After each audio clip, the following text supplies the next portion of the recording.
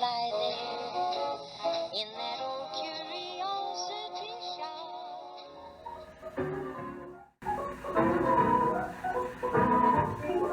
So help me, may I never see the moon on high, may I never see the stars close by. So help me if I don't love you. So help me, may I never know a breath of spring, may I never hear the birds that sing. So help me if I don't love you. And if I lie in reaches open heaven, and light each day with its teeming, night should never bring sleep with its dreaming. So help me, may I never see the sight of you, and without you what am I to do? So help me if I don't love you.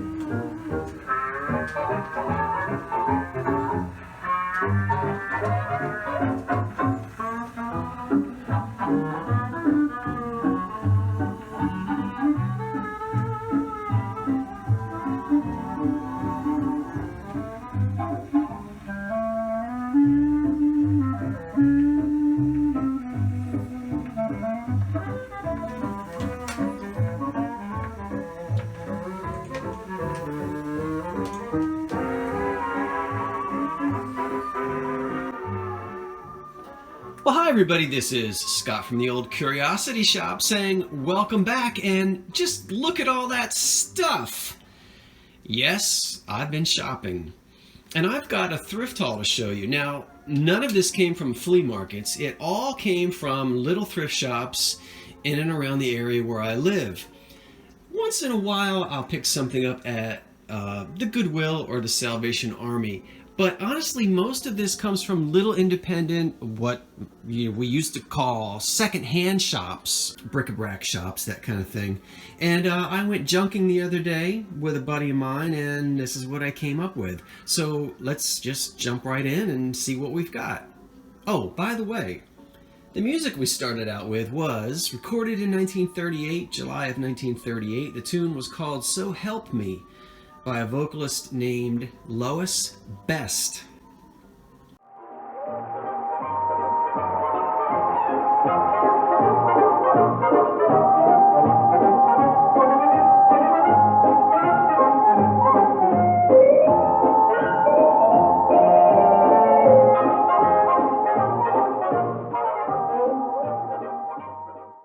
Did you recognize the orchestra? I bet you didn't. Well, it was actually Lawrence Welk. Yes, he was recording in 1938, years before his 1950s television show. And actually, the oldest Lawrence Welk recording that I have in my collection is a 78 RPM record that he recorded in 1928 called Spiked Beer.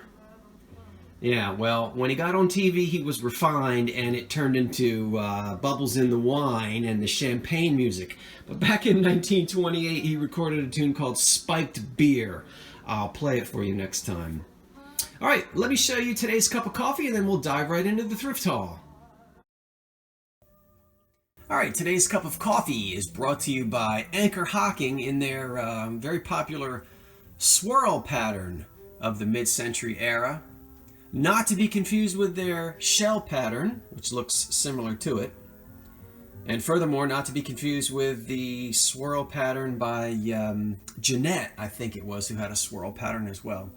This is the French ivory, although it probably looks white in this movie. And you could get this stuff trimmed in gold, and I've seen it trimmed in red, like a flashed on red color. But this is the French ivory swirl, and it was popular in the probably late 40s, 50s, 60s. I actually didn't look the dates up, so we'll just say mid-century, and we won't argue about it. Value, about $1. I actually did see a cup and saucer selling, which sold on the net for 99 cents. I've got two of them. There's the second one back there. They'll probably only sell for $2 or $3, and these will probably get hauled off to a flea market and be put on the dollar table, possibly. All right, let's slide this out of the way and see what we've got today. Actually, hold on for a second now. All right, that would be lovely, except I bought cheap creamer from the dollar store and it coagulates. So I'm having all kinds of problems. Let's talk about this guy back here. What is it? All right, take a look at it. It's cream and green, it's pottery. Yes, you recognize the Art Deco design, but what is it? Well, it's missing its label. There was a decal right there at one time, which is gone. I'm going to insert a photograph right about now, showing you what the decal looks like. And why is December the 5th of 1933, what's that got to do with this piece right here? Well, remember your history lessons. What happened in 1933? Specifically December the 5th. You remember? I admit I had to cheat and do a little research. The 21st, that's right, the 21st Amendment. I heard you, you shouted it out, you're right. You old timers remember. The 21st Amendment of the United States Constitution is ratified, repealing the 18th Amendment, which of course was also known as the Volstead Act. So Prohibition came to an end. Now, it was actually, specifically, for those of you who like details, at 5:32 Eastern Standard Time, Utah became the 36th state to ratify the amendment, achieving the requisite 3/4 majority states' approval to pass the amendment. By the way, Pennsylvania and Ohio also ratified it earlier that day, but it was Utah that tipped us over the brink and brought Prohibition to an end. The Mohawk Liqueur Company was actually founded in 1933. Wonder why? Well, now you know. And this is a pottery crock that held their creme de menthe liqueur. The label's gone, doesn't bother me at all. I like it because of the coloring and because it is so Art Deco. And it was really easy to determine what it was because it says right on the bottom, although it's probably upside. Is it upside down? You see it? Mohawk Liqueur. And I'm keeping this. What's great is the original stopper is there with the cork and everything, so that was a cool find. And I'm just going to keep that as an example of cream and green Art Deco. Speaking of Art Deco, there's an Art Deco reverse painted glass picture frame that I picked up. Now this I did find at Goodwill, believe it or not. I do go through the picture frames, and these old Art Deco frames sell very well. I'm keeping this one because I really like the fact that it is black glass, or, well, it's clear glass that's been painted black. And I stuck a photograph of my great uncle in there, taken around the time this frame was made. And the thing I like about this photograph is, look closely at his poor little sweater. You can see that it was ripped and mended. Hey, it was the early 30s. He came from a big family. There wasn't a lot of money, so yep, you fall down, rip your sweater, guess what? That's what happens. I'm sure my great-grandmother was responsible for the stitching there. Obviously, she wasn't the best seamstress in the world, but she had other things to do. Those frames can sell for between,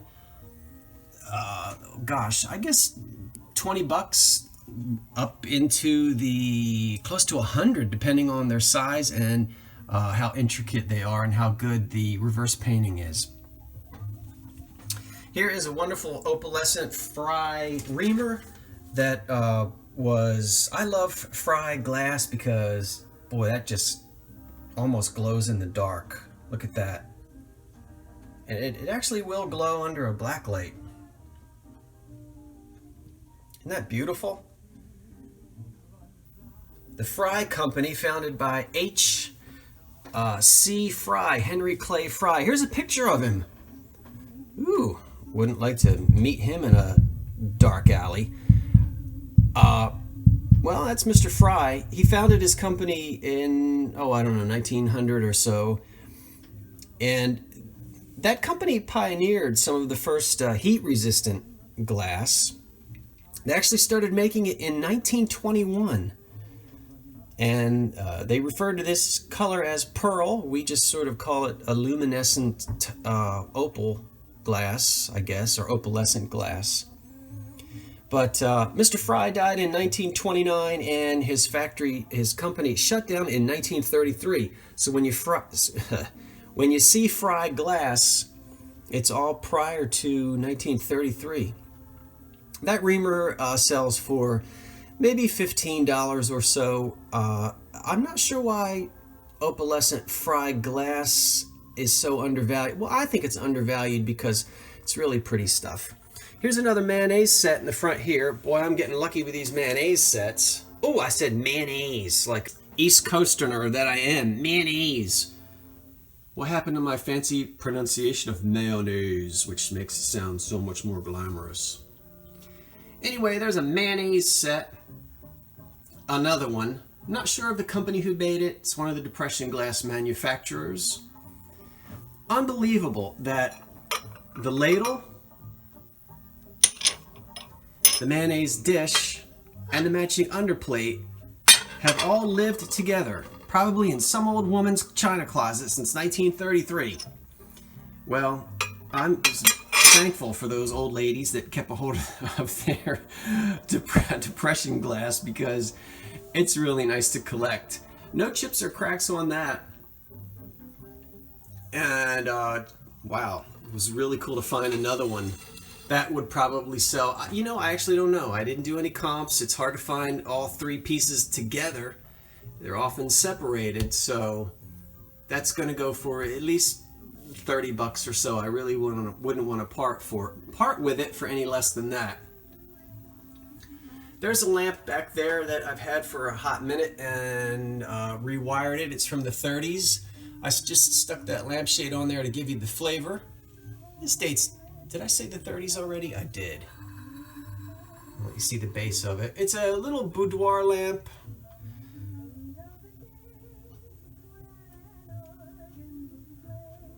The color of it, what do you call that? Teal? We'll call it that. Probably about a $30 lamp.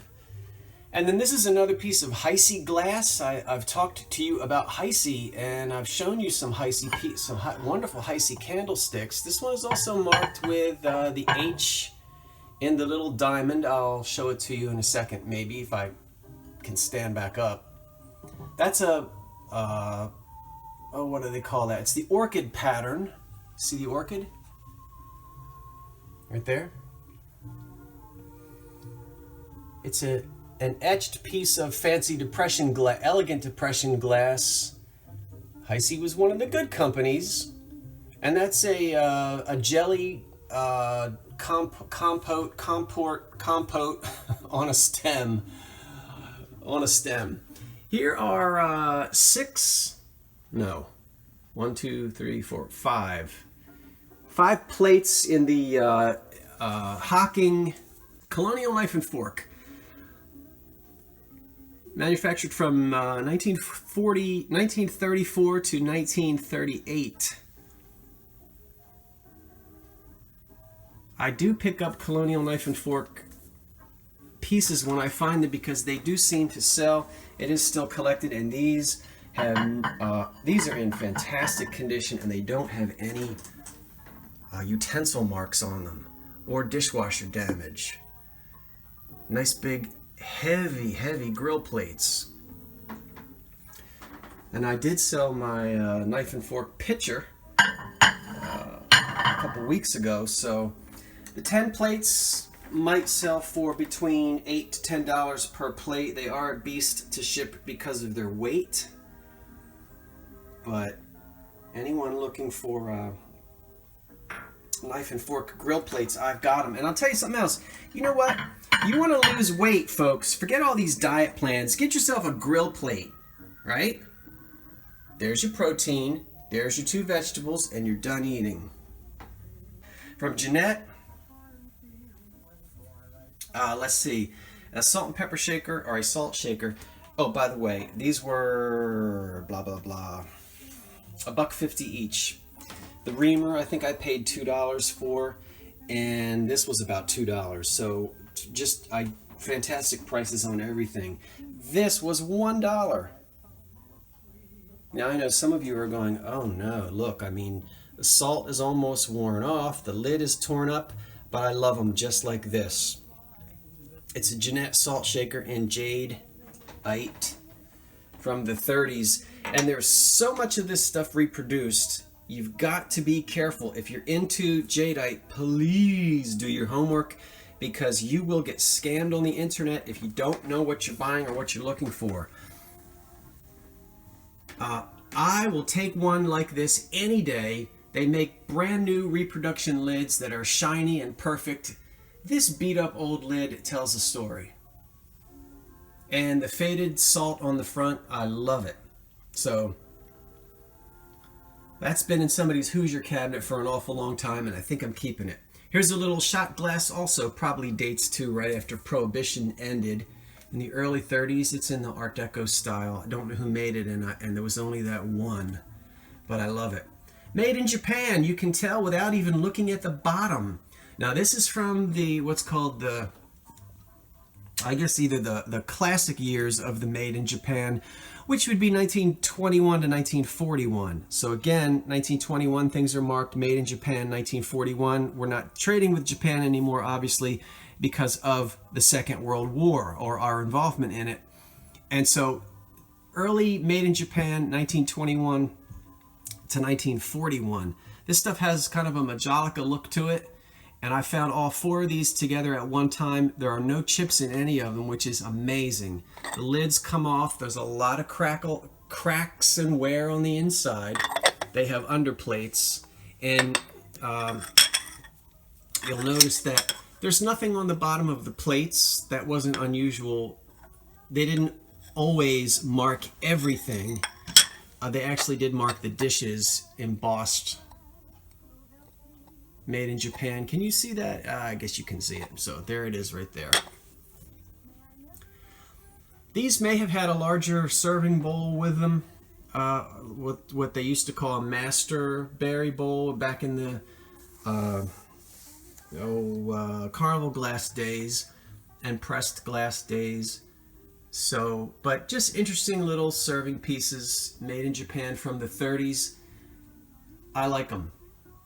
What do you think? You like them? The vase back there is anniversary glass by Jeanette, and it dates from 1947 to 1949. You know, guess what that vase booked at 10 years ago? 10 years ago, in 2008, well, that's 11 years ago, in 2008, that vase booked for 80 bucks. Today, I don't think we could get quite $80 for it. It is in pink. You'll also see these in clear, and you'll see them in a marigold iridescence. When you see it in the iridescence, people often mistakenly call it carnival glass. But remember, not all iridescent glass is carnival glass, and the glass made in the 40s that has that iridescence, especially that particular pattern by Jeanette, it's not really considered carnival glass by carnival glass collectors. And then I have two picture frames, which you might remember. I've had these for a while. These are both leather frames. These I picked up last summer, and I never did bother to put them online because I had to clean them up first. I think they date to the 40s. They have their original glass and really nice original backs. Oftentimes these backs are all torn up and the easel is broken off or missing. But this is there. And these are, I guess, big 8x10 real leather picture frames. I have to do a little more research because I don't know what I'm going to sell them for yet. But here's the other one over here. And I guess I'm going to try to get at least $15 per frame. Might sell them. They're not an identical pair, but they look like they might have been made by the same company. And then a Hazel Atlas nut chopper in great condition with its original wooden guard on the inside. When was the last time you found one that had its original little piece of wood in the bottom? That would keep the bottom of the jar from getting all scratched up when you're chopping your nuts.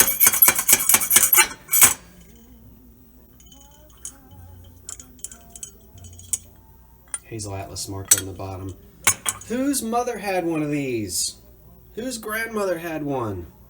The red handle probably tells us that it's from the 1940s or early 50s. From the Depression era, this is Crooksville pantry baconware. It's a pie dish. The pattern is called russet bouquet, or sometimes rust bouquet or rust tulip. I kind of like rust bouquet better, but it's kind of a nice autumn color pie plate. I'll let you see the back.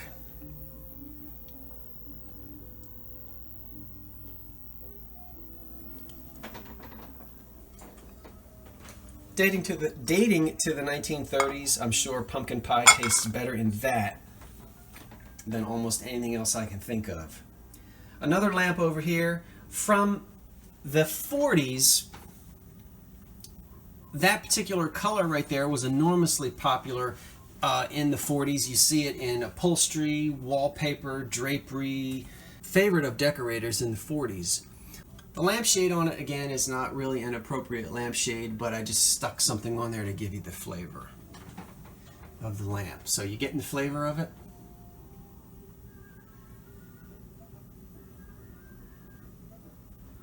Very 1940s. Speaking of 1940s, that radio was produced in 1941. It is an Emerson. They didn't make the cabinet. I can't remember who did. But anyway, I stopped at a shop that where I almost never stop anymore because frequently I never find anything there. And of course, I decided this time to stop, and there it was. $15, and it is in beautiful condition. Original, it has not been refinished. It's original knobs. I don't know how well it's showing up back there.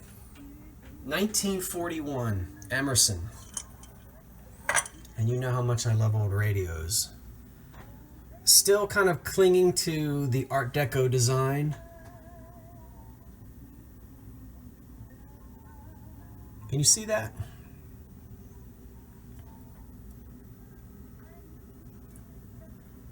And I love to find them in their original condition when they have not been refinished.